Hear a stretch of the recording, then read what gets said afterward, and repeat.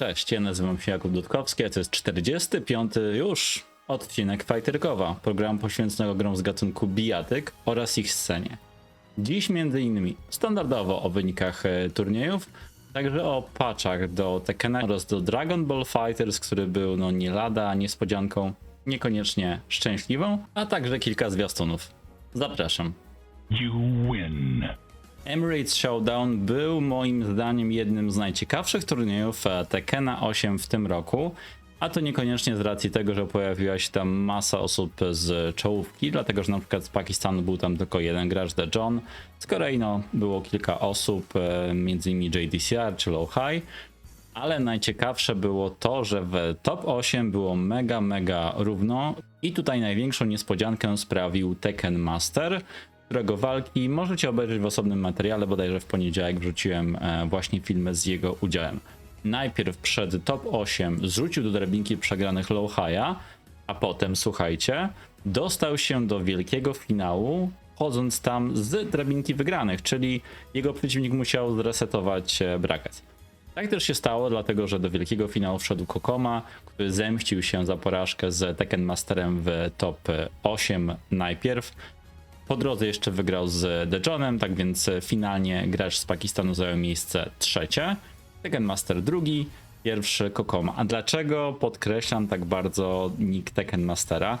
No to dlatego, że co prawda zajął on miejsce 8 na tegorocznym Evo Japan, ale moim zdaniem po prostu dobrze mu się ułożył bracket. Natomiast tutaj na Emirates Showdown nie było żadnej taryfy ulgowej. Tak jak powiedziałem, wygrał z Low High'em, wygrał również z The Johnem, wygrał raz w top 8 z Kokomą, także pokonał graczy, którzy na scenie są już od dawna i mają też bardzo dobre wyniki na swoim koncie. Dla Kokomy z kolei był to bodajże trzeci master wygrany w całej jego historii startów TWT. Rok temu również na Emirates Showdown wygrał, a wygrał również w 2019 roku w Łodzi na naszym masterze. Swoją drogą mam nadzieję, że kiedyś wrócimy do turniejów TWT w Polsce, nie tylko na poziomie dojo, ale również challengera, a może nawet mastera. You win. W ubiegły weekend grano również w Polsce i tutaj odbyły się trzecie eliminacje do Mistrzostw Polski w Tekkena 8. Czwarte w momencie, kiedy oglądacie to słowa albo już się skończyły, albo kończą, ale skupmy się na tych trzecich. Rzeszów, 31 sierpnia, 24 graczy, więc jak na razie chyba najsłabsza frekwencja z eliminacji do Mistrzostw Polski, ale też dla wielu osób to było daleko. Sam nie pojechałem, dlatego że z Warszawy to jest niemały kawałek. W finale zmierzyli się MTKD oraz Azales, który do tej pory w eliminacji do Mistrzostw Polski chyba nie grał, ale finalnie musiał uznać wyższość gracza lawem, tak więc MTKD dzięki temu zwycięstwu ma już 600 punktów w eliminacjach do Mistrzostw Polski na swoim koncie. No i tutaj nie chcę się bawić w matematykę, ale podejrzewam, że ma gwarantowany występ w finałach podczas trzeciego dnia Poznań Game Arena. Trzecie miejsce dla Defa, który też do tej pory raczej grał mało na turniejach, i wyskoczył z Lili, którą gra teraz, dlatego że po prostu Marduka w tej grze nie ma. Czwarty Zabor. Piąty Heros, który rzadko pojawia się na turniejach offline i fajnie, że tutaj się pojawił i też pokazał z dobrej strony. Piąty Exequo Mandur, który jeździ chyba wszędzie.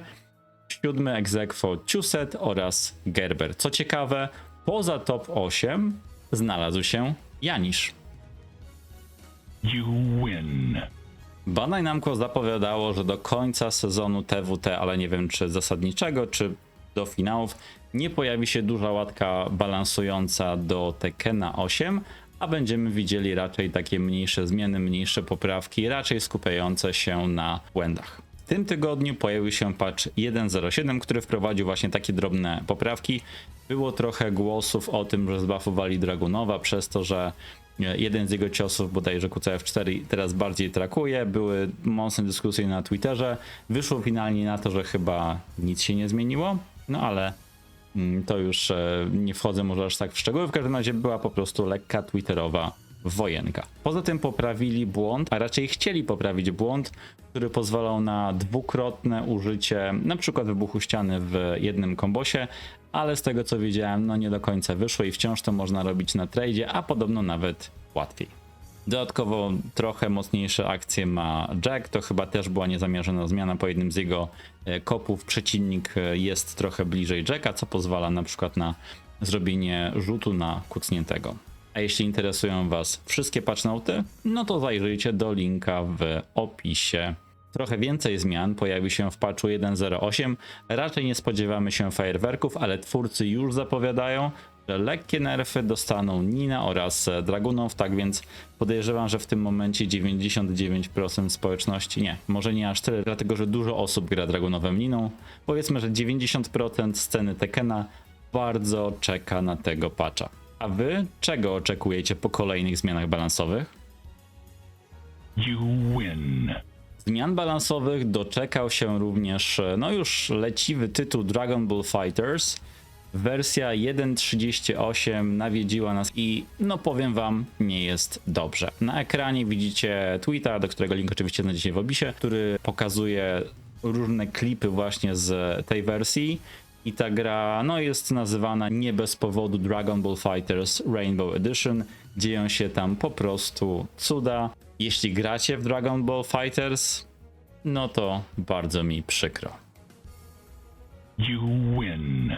Dawno nie widzieliśmy Combat Castu i w końcu doczekaliśmy się. W tym tygodniu pojawił się kolejny Combat Cast, czyli program, w ramach którego twórcy Mortal Kombat 1 siadają i rozmawiają o nowościach w grze. A takimi nowościami są z pewnością postacie Sektor oraz Cyrax.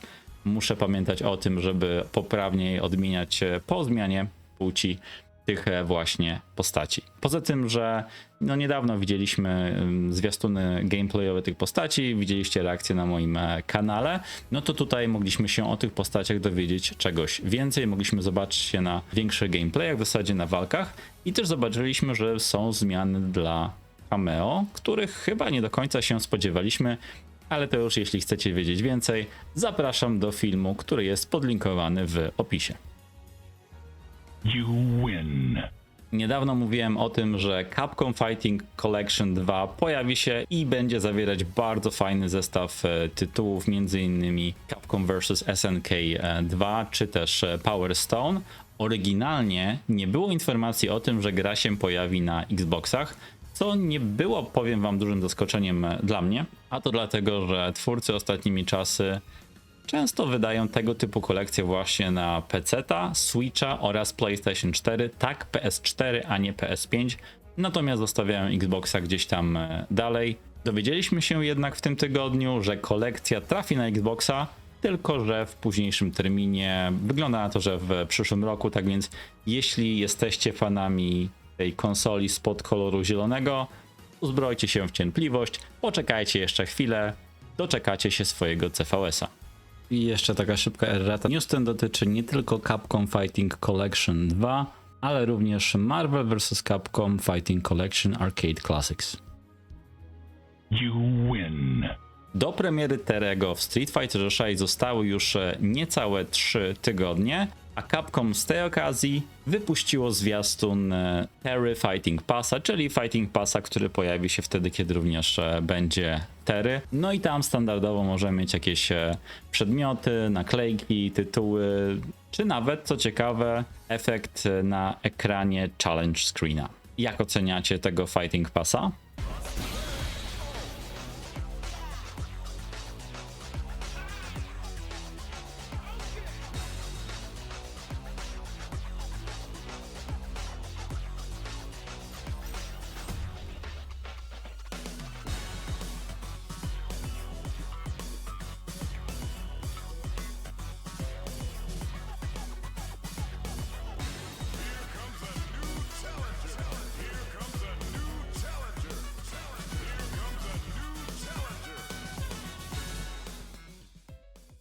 You win.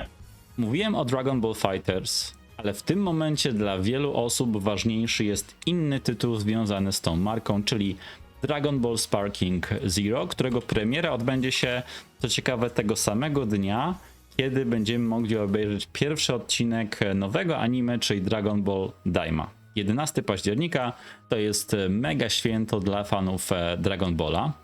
A w tej grze, poza tym, że zobaczymy po prostu masę postaci, to możemy się spodziewać ciekawego trybu, takiego trybu turniejowego, który będziemy mogli customizować. Nie będzie taki po prostu zwykły tryb turniejowy, że wybieramy ileś tam postaci, one są ustawione w drabinkę i tyle, elo, do widzenia. Natomiast będziemy mogli sobie stworzyć turniej, bądź użyć turnieju, który jest oparty na to, co było w fanbule Dragon Balla.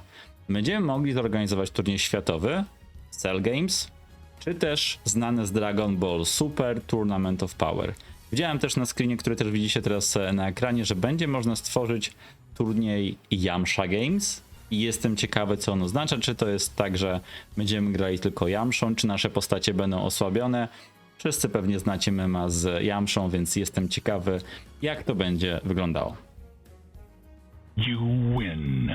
Pozostajemy jeszcze na chwilkę w temacie Dragon Ball Sparking Zero, dlatego że wczoraj pojawił się nowy zwiastun przedstawiający postacie, które pojawią się w tym właśnie tytule. No i tutaj powiem wam, że nie było żadnej niespodzianki, zresztą ja to zapowiadałem, jak cofniecie się kilka odcinków Fighterkowa, kiedy pokazali nam postacie z sagi Cella, czy tam sagi Android, powiedziałem, no ciekawe, czy kolejny zwiastun, który zapowie postacie właśnie z Buu sagi. I tak też się wydarzyło. Będziemy mieli oczywiście Buu, będziemy mieli oczywiście Majin Vegeta, będziemy mieli też Goku, SSJ3, kogo tam sobie tylko zażyczymy. Co ciekawe, będziemy też mogli zagrać na przykład Babidin, który w samym anime no niczym pod względem swojej siły fizycznej się no nie wykazał, ale zobaczymy, jak on wypadnie w tej grze. Jestem ciekawy. Póki co zostawiam was ze zwiastunem, a za chwilę kolejny news. You're going to pay for what you did to Kakarot's son! Not a shred of you shall remain. Goodbye to you all, Trunks. And yes, even you, Kakarot.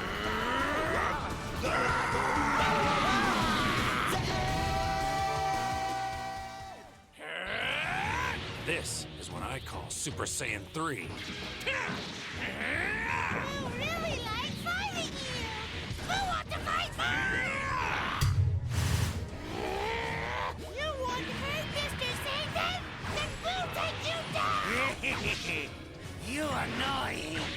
Die! You annoying!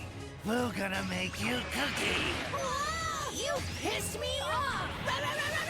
Fight you. I'm gonna kill you. You can't win. Kill you. We'll kill you. I'd say my strategy was quite successful. You've got no honor, stealing other people's power. Like you haven't pulled out all the stops in your misguided effort to beat me. Vegeta! Give it here! Thanks, Vegeta. All right! I am Super Vegeta!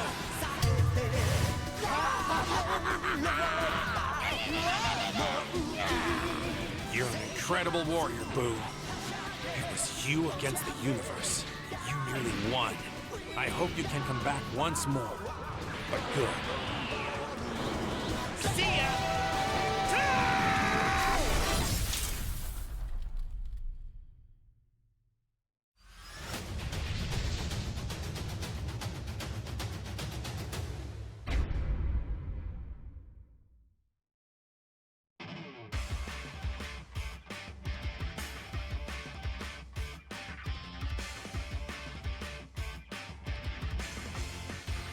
You win. A dziś na koniec szybka informacja o tym, że już zanietały 3 tygodnie premiera Night Slashers Remake na PC-ta i też kilka konsol. Ja być może będę miał okazję zagrać w tę grę w dniu premiery na streamie, także wyczekujcie 26 września w godzinach popołudniowych. Ta gra zostanie właśnie nam udostępniona.